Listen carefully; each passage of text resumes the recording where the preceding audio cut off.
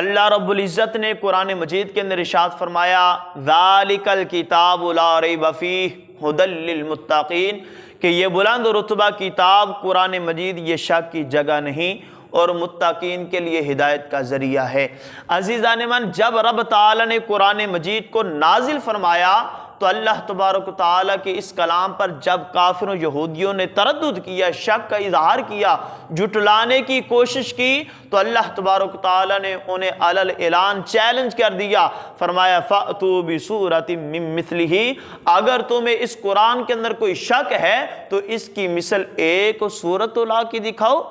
قرآن نے ان کو عاجز کر دیا، وہ ایک سورت کیا، ایک لفظ لانے سے بھی عاجز آگے۔ عزیزان من، قرآن مجید کی یہ بھی شان ہے، اللہ رب العزت نے قرآن مجید کے اندر ارشاد فرمایا وَنُنَزِّلُ مِنَ الْقُرْآنِ مَا هُوَ شِفَاءٌ وَرَحْمَةٌ لِّلْمُؤْمِنِينَ کہ یہ قرآن مومنوں کے لیے رحمت بھی ہے، مومنوں کے لیے شفا بھی ہے۔ جب بیماروں پہ قرآن پڑھا جاتا ہے، اللہ تعالیٰ قرآن کی برکت سے بیماروں کو شفا عطا فرما دیتا ہے۔ قرآن پڑھنے سے سرور ملتا ہے، قرآن پڑھنے سے سرور ملتا ہے، قرآن پڑھنے سے رب غفور ملتا ہے۔ حرف حرف ہے اس کا نجات بشر کا ضامن، حرف حرف ہے اس کا نجات بشر کا ضامن، نظام زیست بندگی کا شعور ملتا ہے۔ عزیزان من، جب قرآن پڑھا جاتا ہے سینوں کو ٹھنڈک پہنچتی ہے، بندے کا دل باغ باغ ہو جاتا ہے، طبیعت کے اندر خوشگواری آ جاتی ہے۔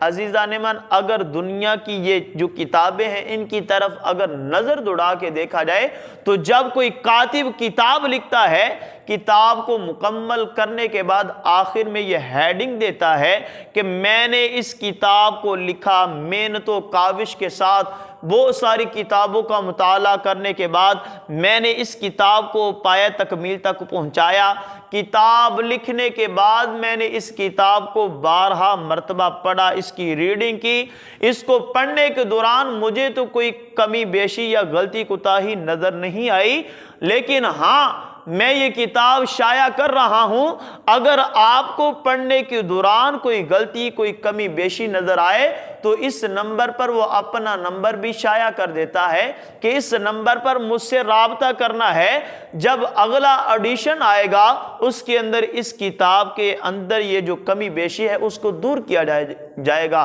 چھاپے کو درست کیا جائے گا۔ عزیزان من، قربان جاؤں قرآن کی عظمت و رفعت پر۔ جب قرآن کی باری آئی، اللہ تعالیٰ نے قرآن کے آخر میں نہیں بلکہ قرآن کے شروع میں فرما دیا کہ یہ قرآن دوسری کتابوں کی طرح نہیں ہے، اس کی سربلندی تمام کتابوں پر ہے، یہ تمام کتابوں سے اعلیٰ ہے۔ اللہ تعالیٰ نے قرآن کے شروع میں فرما دیا اور یہ لوگوں کو بتا دیا تم تو کتاب کے آخر میں لکھتے ہو کہ یہ کتاب میں نے لکھی، اس کے اندر کوئی کمی بیشی نظر نہیں آئی۔ اللہ تعالیٰ نے قرآن کے شروع میں فرما دیا ذالک الکتاب لا ریب فیہ ھدی للمتقین، کیا لوگو یہ قرآن شک کرنے کی دور کی بات ہے، یہ شک کی جگہ ہی نہیں ہے کہ یہ ایسی کتاب ہے کہ جس کے اندر شک کیا ہی نہیں جائے گا۔ لیکن جب قرآن کی باری آئی، اللہ تعالیٰ نے قرآن کے شروع کے اندر فرما دیا ذالک الکتاب لا ریب فیہ،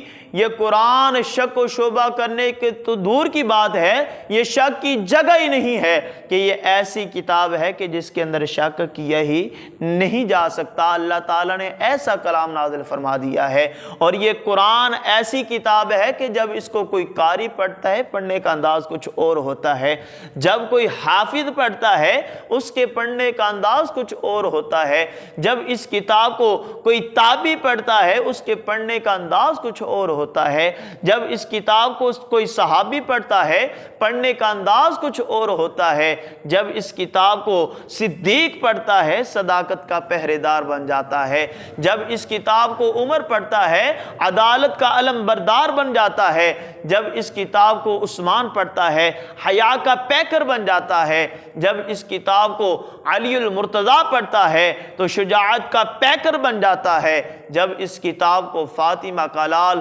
نیزے کی نوک پر چڑھ کے پڑھتا ہے تو کربلا کا تاجدار بن جاتا ہے۔ شاعر کہتا ہے واہ حسین تو نے مرنے کو جینا بنا دیا، واہ حسین تو نے مرنے کو جینا بنا دیا، حق کربل میں جا کر تو نے ادا کر دیا، قاری قرآن پڑھتے ہیں ممبر پر بیٹھ کر، قاری قرآن پڑھتے ہیں ممبر پر بیٹھ کر، نیزے کی نوک پر تو نے قرآن سنا دیا، نیزے کی نوک پر تو نے قرآن سنا دیا۔ بدلے گا زمانہ لاکھ مگر قرآن نہ بدلا جائے گا، ہے قول محمد قول خدا فرمان نہ بدلا جائے گا۔